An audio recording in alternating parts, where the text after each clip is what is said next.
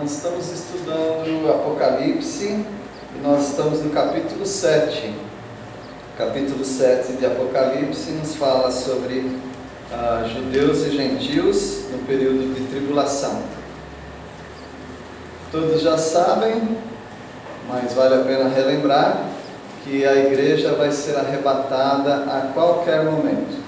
Não é só essa igreja, tá bem?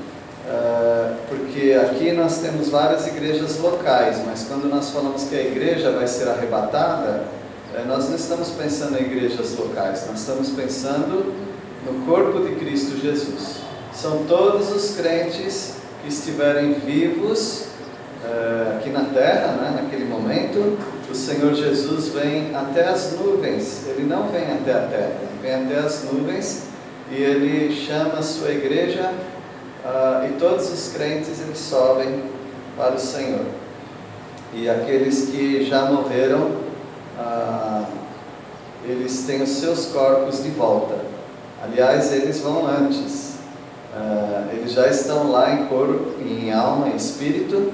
Eles recebem de volta os seus corpos. Mas e se o corpo já desintegrou? É claro que já se desintegrou, né? Mas e se o mar engoliu essa pessoa e está um pedaço na boca de cada peixe que já morreu também? E aí, como é que faz? Uma lei da termodinâmica diz que no mundo nada se perde, tudo se transforma.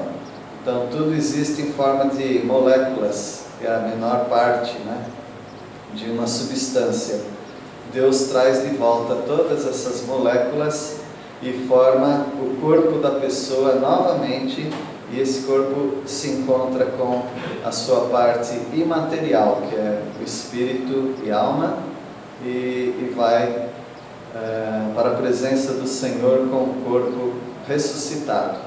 E aqueles que estiverem vivos, eles não têm que morrer para depois ressuscitar, eles vão vivos e o seu corpo é transformado e é glorificado pelo Senhor. Transformado porque haverá alguma adaptação nos nossos corpos, evidentemente, porque os nossos corpos são frágeis, nosso corpo é problemático, fala a verdade, se tornou problemático, né? Mas o Senhor vai tirar todos os problemas dos nossos corpos para estarmos com o Senhor para sempre. Enquanto ele busca a sua igreja, abre-se um período chamado tribulação. É um período de 7 anos, onde a ira de Deus vai ser derramada, despejada nesse mundo. Ele vai usar Satanás e os demônios para infligirem mais sofrimento, além daqueles que já haverá através de cataclismas, um caos da natureza, fome, guerras. Também haverá um ódio mortal e gratuito de uma pessoa contra outra, haverá um espírito de engano muito abundante na terra, e haverá uma clareza de que será um período do julgamento de Deus e do Cordeiro sobre a humanidade. E nesse período pessoas poderão se converter, aliás, muitas pessoas se converterão. Logo de início, 144 mil judeus se converterão. Hoje ninguém sabe de qual tribo é, eles se arriscam a dizer que é daquela ou da outra tribo, das 12 tribos de Israel, mas de fato nenhum judeu sabe de que tribo ele é. Mas o Senhor trará de volta o registro das 12 tribos de Israel, e de maneira espetacular, aqueles que são de Israel e daquelas tribos serão já distribuídos ou designados para a sua própria tribo. E 144 mil se converterão para Jesus Cristo e se tornarão pregadores da palavra. Serão homens, não se casarão, terão locomoção extraordinária, não terão que aprender novos idiomas, porque porque eles saberão o que falar, onde falar, e não terão nenhum tipo de obstáculo, porque Deus os protegerá, marcará na testa deles uma marca, não sei qual marca que é, eu sei que Satanás imita depois, o anticristo coloca a marca 666, mas é uma imitação daquilo que Deus já teria feito, ou fará, né, com os 144 mil. Essa marca na fronte, na testa, ela servirá não como um embelezamento, mas servirá como uma proteção. Deus protegerá esses 144 mil para eles cumprirem aquilo que lhes foi designado, pregar o Evangelho do Reino, o Evangelho de que Cristo Jesus vai voltar para esse mundo, vai julgar e vai estabelecer o reino dele. E no final, provavelmente, muito provavelmente, eles serão martirizados. Mas até aquele momento Deus os protegerá. Do capítulo 7 de Apocalipse, versículo 1 até 8, fala desses 144 mil. Aqueles que são dados a curiosidade ou a compreensão mesmo das 12 tribos de Israel, notarão que 2 tribos não estão aqui. São elas Efraim e Dan, provavelmente por causa da idolatria que permeou a história dessas 2 tribos no Antigo Testamento, e Deus tira o privilégio, não é simbólico, lógico, ele tira o privilégio dessas tribos terem seus nomes aqui. No lugar dessas 2 são colocadas 2 tribos que não são tribos. Dá para entender, né? José não é tribo, José é um dos filhos, mas ele não forma uma tribo. Ele tem 2 filhos, né? Manassés e Efraim. Manassés já está aqui, Efraim não está. E a outra tribo que é colocada aqui é a tribo de Levi, que não é uma tribo política, é uma tribo sacerdotal, portanto não era contado como as 12 tribos de Israel. Então saem 2 tribos e entram 2, ou são formadas 2 tribos aqui.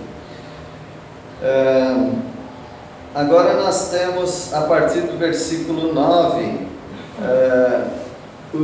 povos de todos os lugares, pessoas de todos os lugares formando povos, crentes em Cristo Jesus, que testemunharam a respeito do Cordeiro nesse período da tribulação. Veja que eu falo no passado, mas ainda não aconteceu, tá bom? Isso vai acontecer.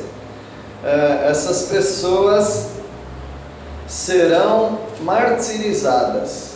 A palavra martíria, que quer dizer testemunho, ela deu origem também a outra palavra, que é pessoas que morrem por uma causa. Então elas morreram por causa do testemunho, ou seja, num período tão difícil na terra, elas darão o testemunho de que Jesus Cristo é o Salvador, que eles não devem aceitar o anticristo, nem se submeterem a colocar em seus corpos a marca da besta, porque se eles fizerem isso, eles perdem a oportunidade de serem salvos. E aqueles que aceitarem o Cordeiro, eles terão o privilégio de viver por toda a eternidade salvos com Ele, com todos os outros que também aceitaram a salvação. Só que o preço é muito alto para se manter um bom testemunho. A pessoa vai ter que fugir, a pessoa vai ter que arrumar em algum canto maneira de comer, porque o atual sistema, no caso o futuro, né? O atual sistema será de um registro como um seguidor do anticristo. Como que será esse registro? Nós não sabemos. Hoje existe cartão. Bom, antigamente existia dinheiro. Não sei se vocês lembram que existia dinheiro. Alguém ainda usa dinheiro? Tem alguns que ainda usam, né? Debaixo do colchão, está guardando lá seu dinheiro. Mas havia cheque, né, Jonas? Jonas trabalhou muito com cheques. Alguém lembra de cheque? Alguém sabe preencher cheque ainda? Eu tenho, pastor. Tem ainda? Preencho ainda. Então tem uns retrógrados entre nós aqui. Necessidade, né, Dani? Qual é a preferência mesmo? Eu gosto. Ah, você gosta, então. E você achava quem vai passar. Pois é. O que é isso aqui? Se for com alguém com menos de 30 anos, e Dani, você vai ter dificuldade. O que é isso aqui? Vou apresentar. Isso aqui se chama cheque.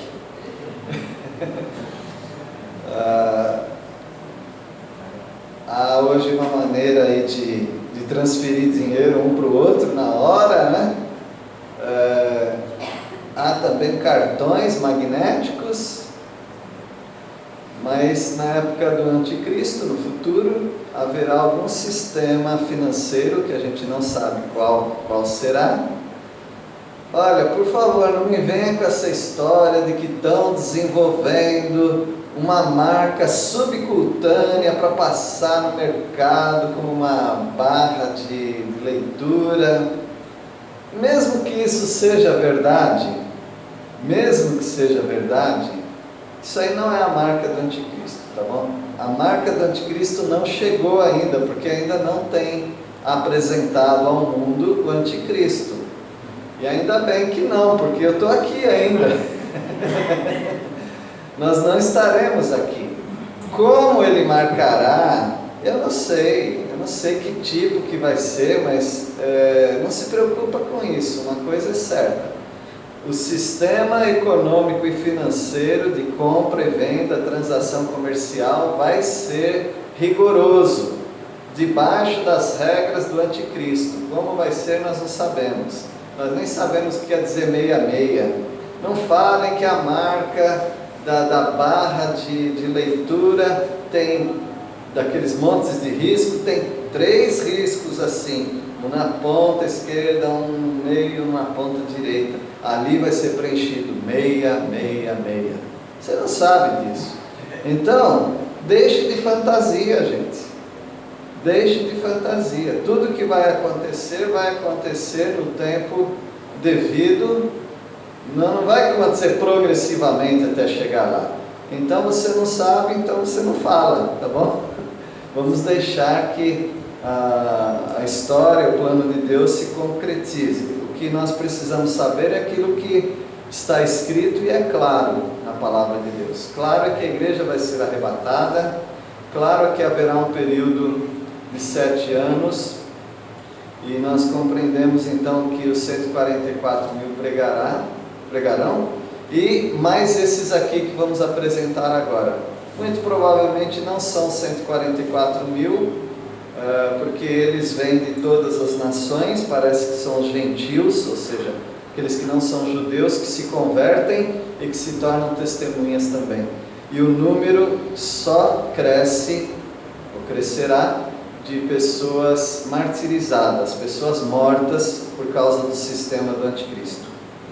Versículo 9, alguém pode ler, por favor? Depois dessas coisas, olhei e eis aqui uma multidão, a qual ninguém podia contar, de todas as nações e tribos, de povos e línguas, que estavam diante do trono, perante o Cordeiro, trajando vestidos brancos e com palmas nas suas mãos.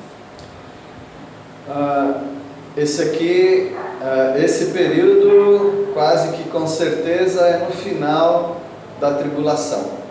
No final da tribulação chega um número muito grande de pessoas mortas por causa do testemunho de Jesus Cristo. Onde estarão essas pessoas? Elas estarão diante do Senhor, no trono diante do Senhor.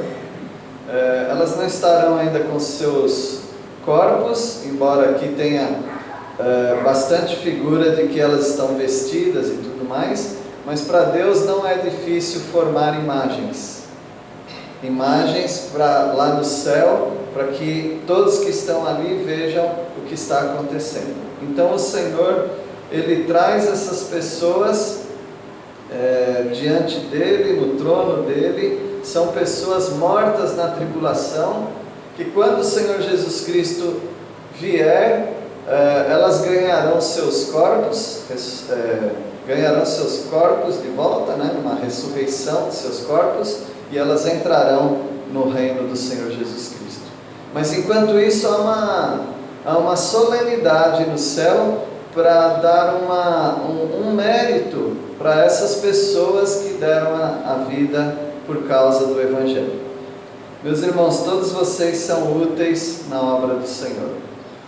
Todos vocês são importantes na obra do Senhor. E na história, todos os crentes são importantes. Porém, aqueles que morreram por causa do Evangelho são mais importantes. As pessoas que entregaram a sua vida e não pouparam a sua vida, não negaram o Senhor Jesus Cristo, estiveram em lugares perigosos e que morreram por causa do Evangelho, essas pessoas, elas serão distintas, elas terão uma premiação maior do que as outras pessoas, porque haverá premiações, e essas pessoas ganharão uma coroa que tem um nome.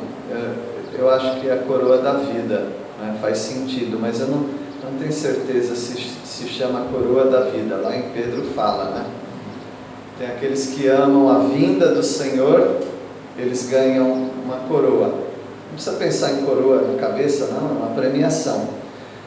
E aqueles que deram a sua vida, eles ganham uma premiação especial também. Então essas pessoas estão diante do Senhor. É uma grande multidão.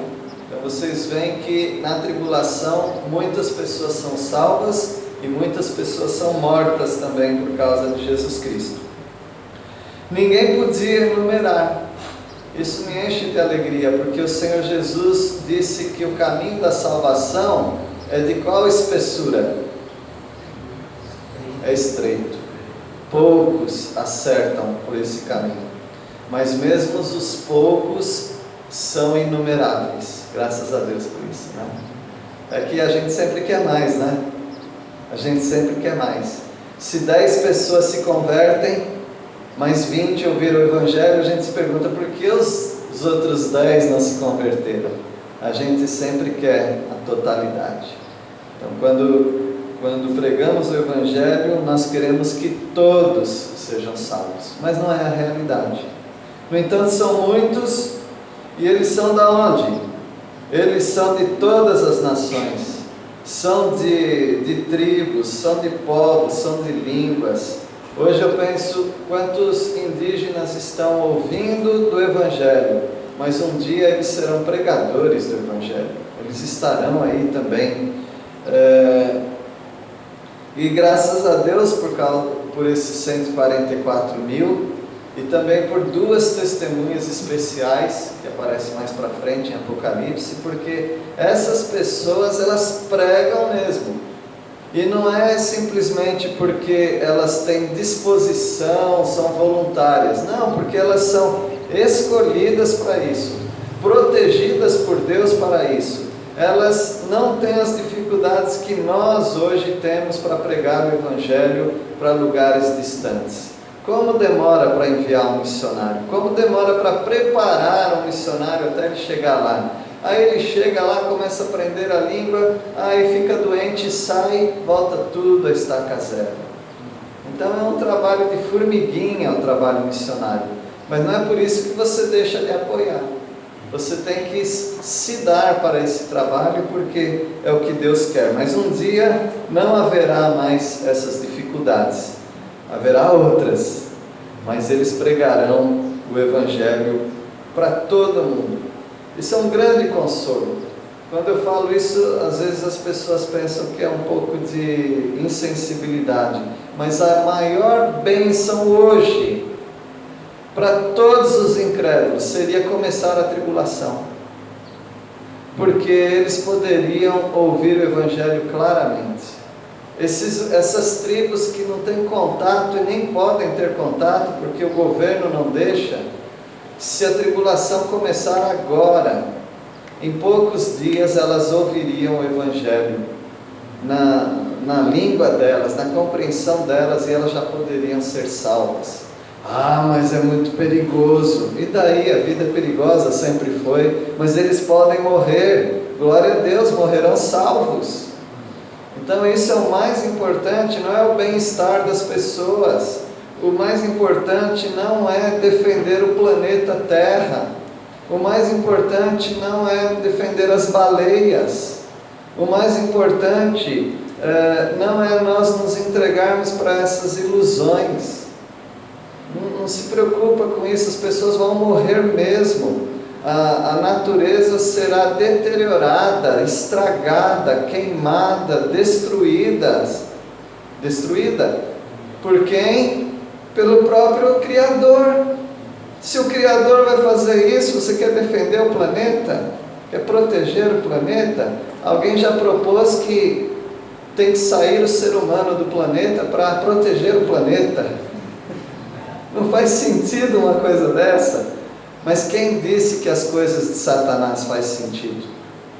Inculcando-se por sábios, tornaram-se loucos.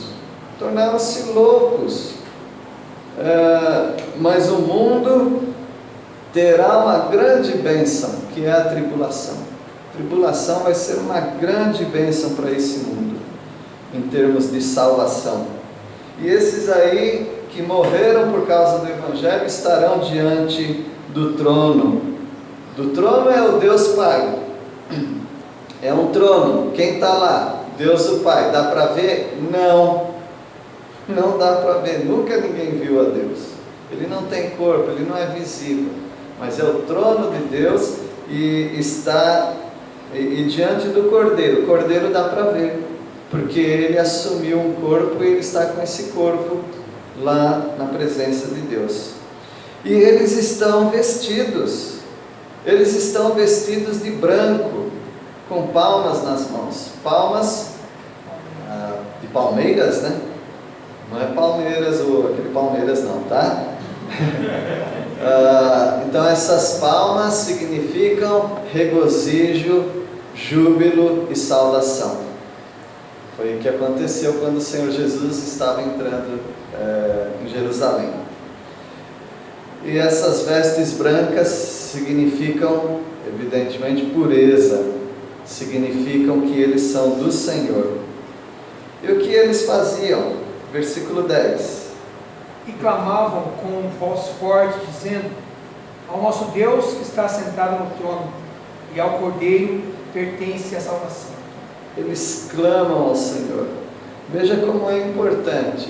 Eu falei dos mártires, que eles darão a sua vida, e quando eles chegam lá no céu, eles não são louvados, eles louvam. Isso é um grande ensino para nós. Você pode fazer todas as coisas excelentes na obra do Senhor, você não vai ser louvado. Quem vai ser louvado é o Senhor. E eles estão diante do Senhor, vamos dizer, eles são os heróis, porque eles pregaram o Evangelho, eles deram a vida deles, mas eles estão lá louvando ao Cordeiro. É o privilégio de ter morrido pelo Cordeiro. Às vezes nós falamos assim: coitado da igreja perseguida. Coitado de nós, meus irmãos. A igreja perseguida está tendo o privilégio de sofrer por Cristo Jesus, tendo a coragem dada por Deus de entregar a sua vida na obra de Deus. Muitas vezes, coitados de nós, que não damos a valorização da pregação do Evangelho. Então eles clamam ao Senhor, aquele que está no trono, e também o Filho dele, o Cordeiro. Pertence a salvação a eles. Então eles sabem que eles estão salvos ali por causa do Cordeiro.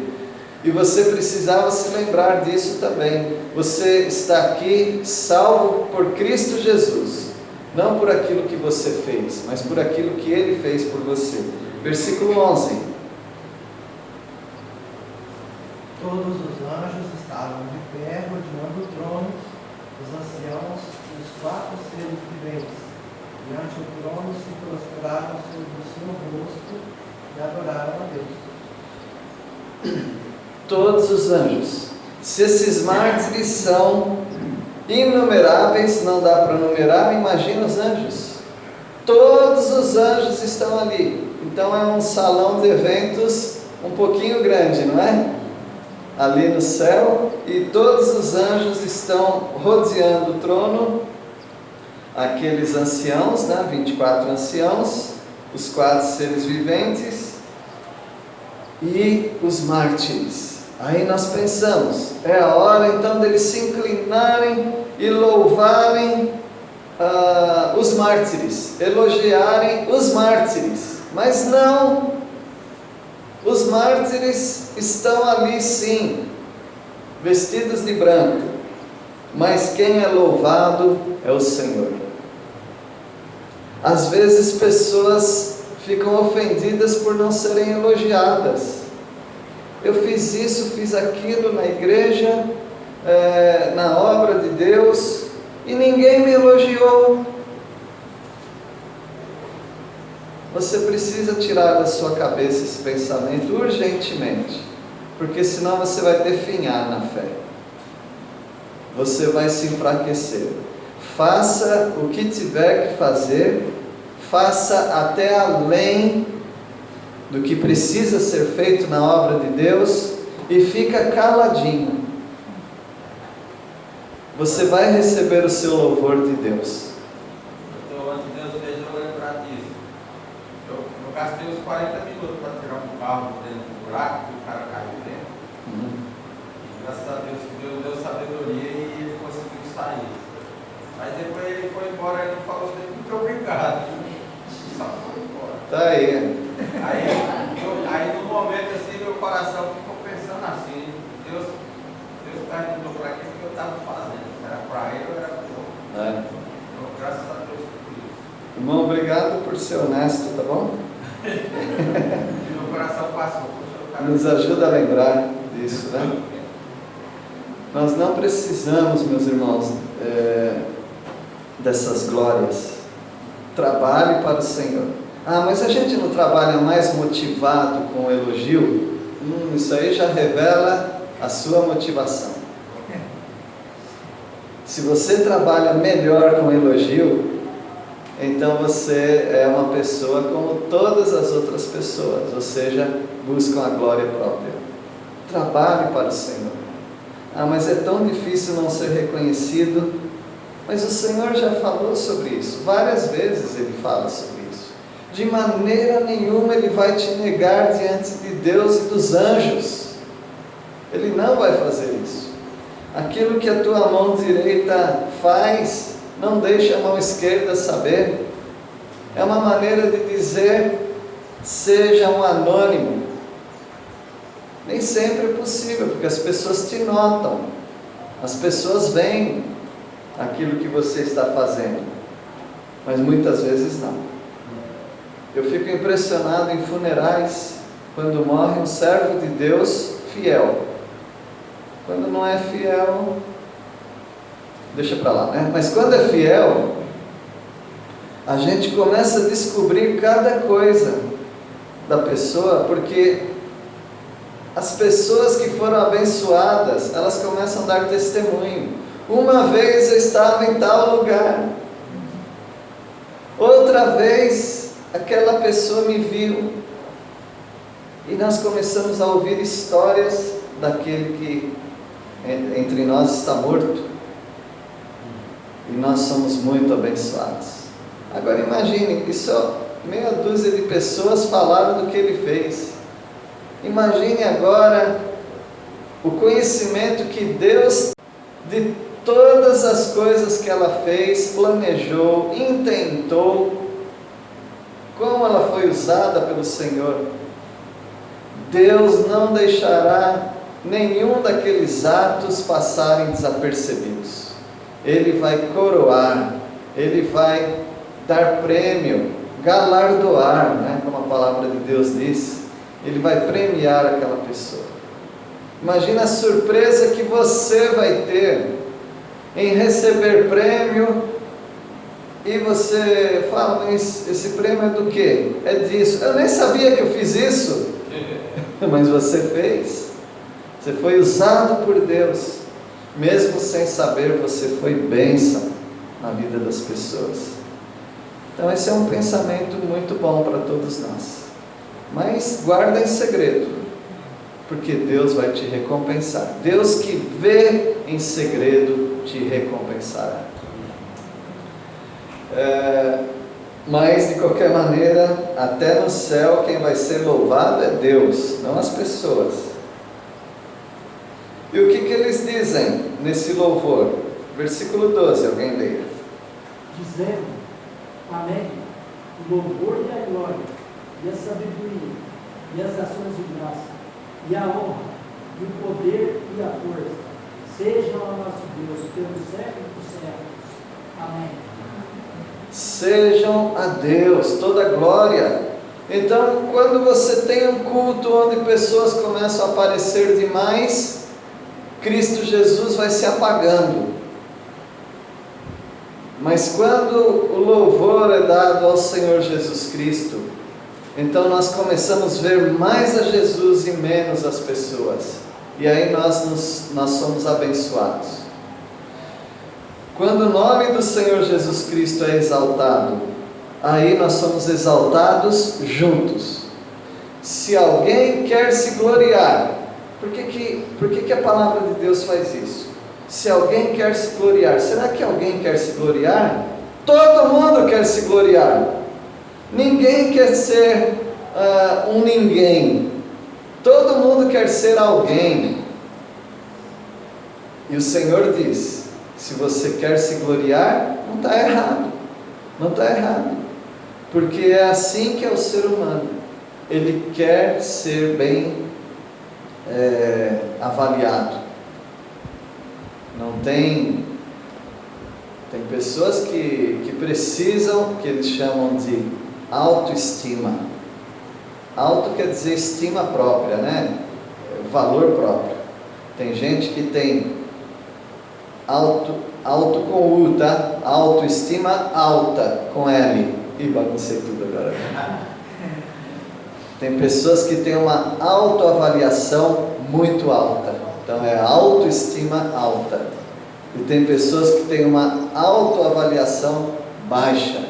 É autoestima baixa. Tem pessoas que precisam buscar tratamento por causa disso. Tanto de um lado quanto do outro. Tem uns que parecem pavão, né? Mas tem outros que parecem ostra. Um se acha muito valoroso, o outro acha que não é ninguém. Tanto um jeito quanto o outro é doentio. Cada um pense de si mesmo com moderação. É o que diz em Romanos capítulo 12.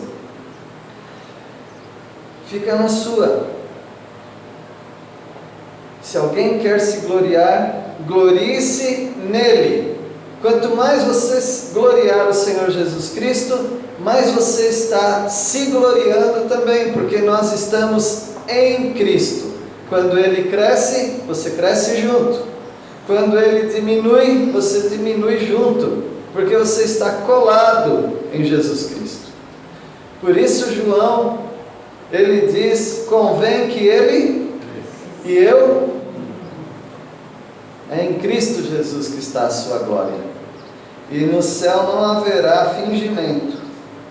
No céu não haverá pessoas mais importantes no sentido de essas vão receber mais glória do que outras. Não, diante do Senhor todo brilho se apaga.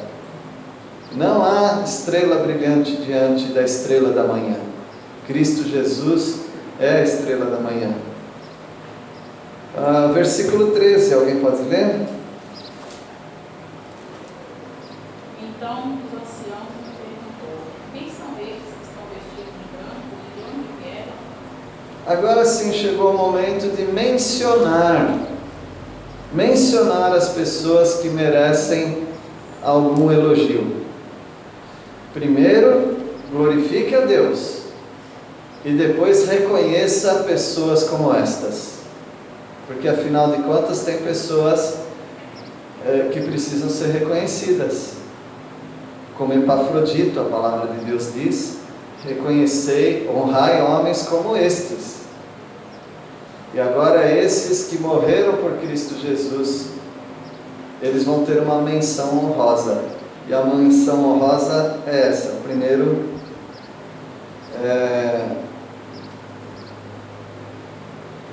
um dos anciãos, né, são 24, um deles faz a pergunta retórica, nós já sabemos a resposta, mas ele faz essa pergunta para enfatizar o evento.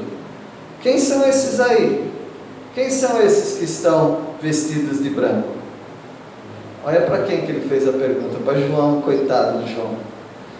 Você nem pode dizer que ele caiu ali de paraquedas, porque ele subiu, né? E está lá João no meio do céu, sendo um homem comum, simples, que estava quebrando pedra na terra e é colocado no céu, e ele vê isso, está atordoado com tudo que está vendo, e um daqueles que estava do lado do trono fala: João, responde aí, quem são esses?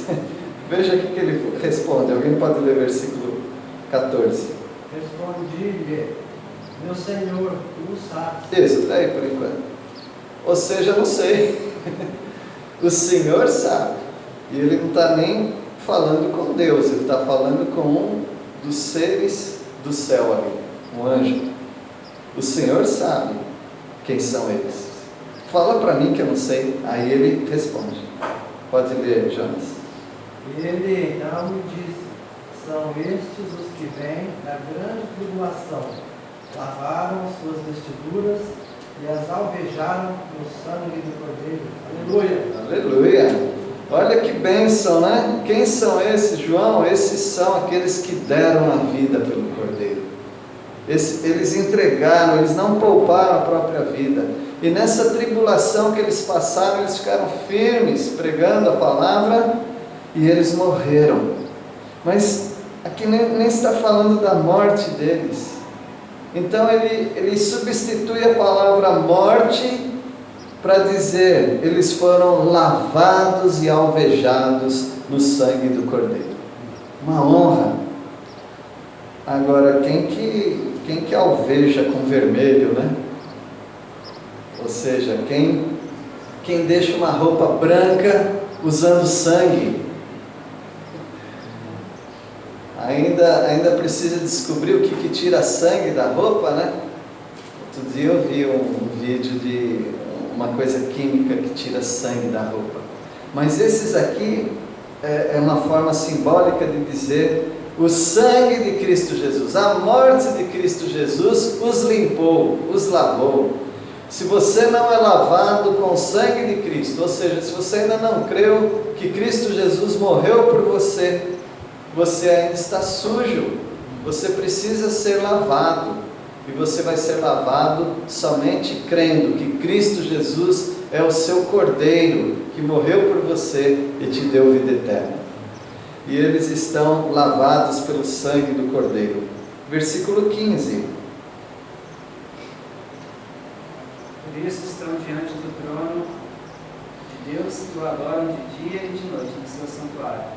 E aquele que está sentado no trono estenderá sobre eles o seu tabernáculo. Essa é a honra deles. Você vê que o texto ele não colocou essa honra primeiro. Primeiro a honra é de Deus. Agora nós vamos reconhecer os servos de Deus. E os servos de Deus, o que eles fizeram? Eles deram a sua vida e eles têm um privilégio de estarem noite e dia na presença de Deus, diante do trono. A mamãe de João e Tiago falou: Jesus, vem cá, preciso fazer um pedido para os meus filhinhos. Deixa que um fica à direita, outro fica à esquerda. Imagina Tiago falando: eu na direita, eu na direita.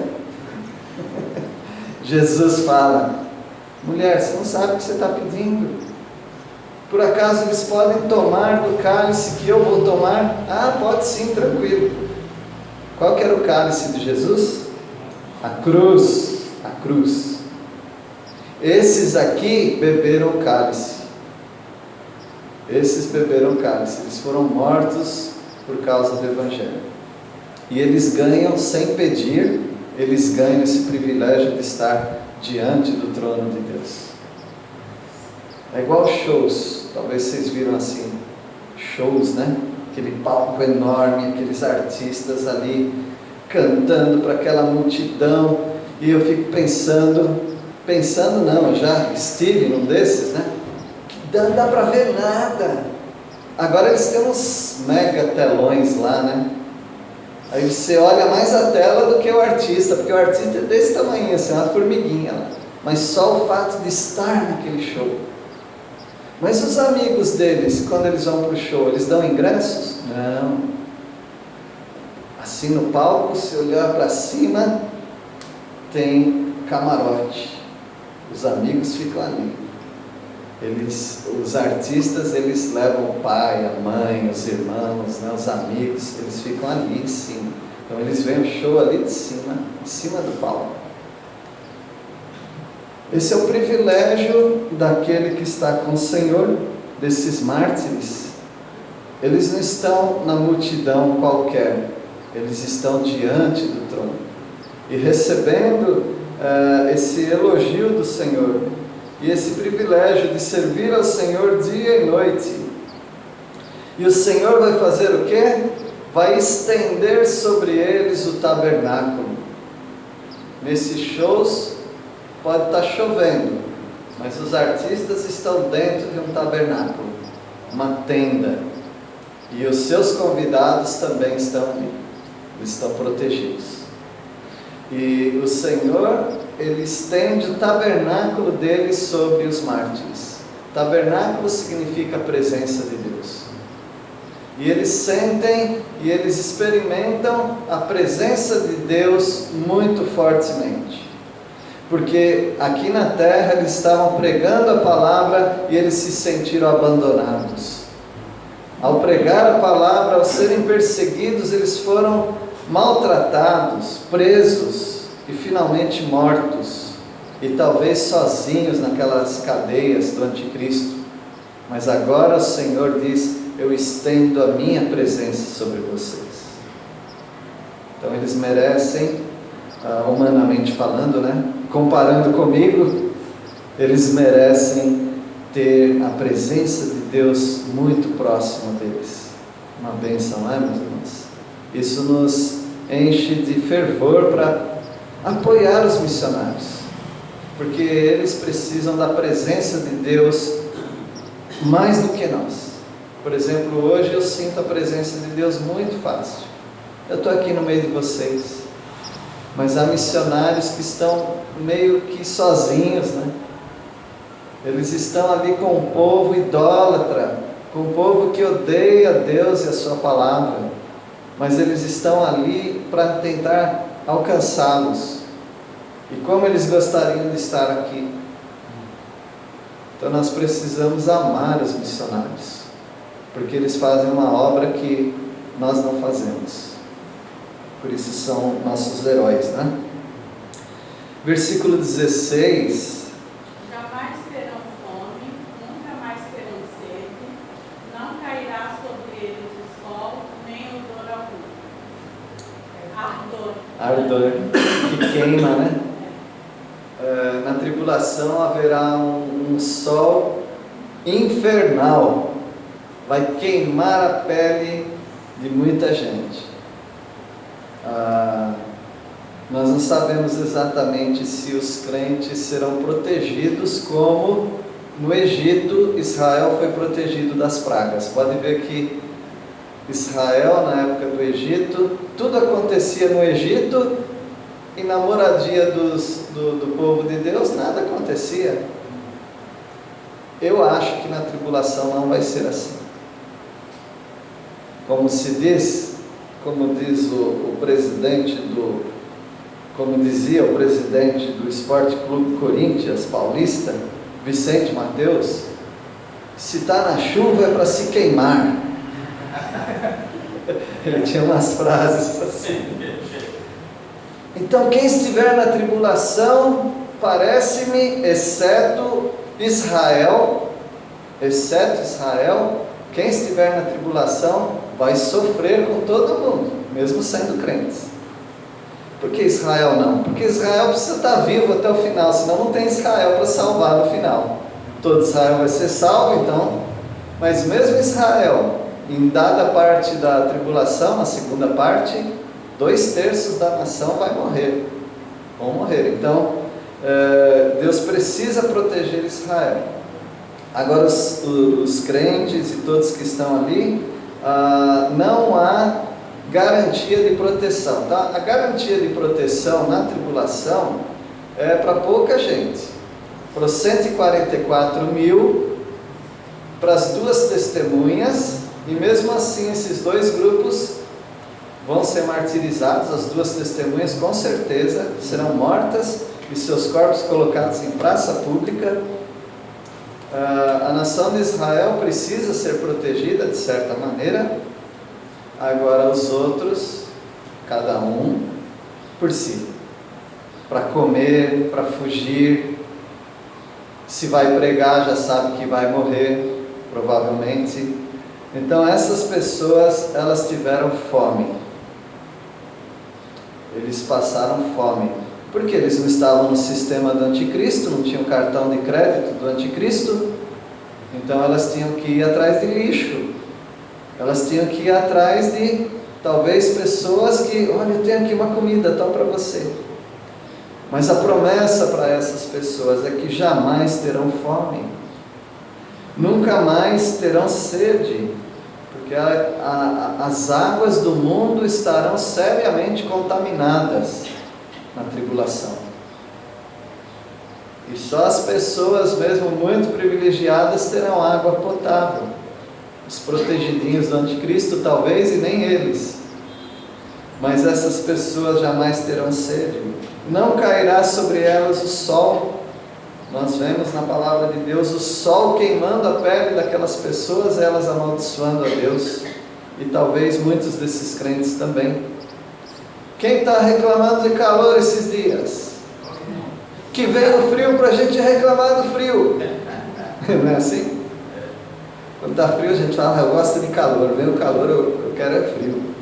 Então nós somos assim, mas olha, está tudo bem, tem ventilador. Quem sabe um dia tem ar-condicionado, né?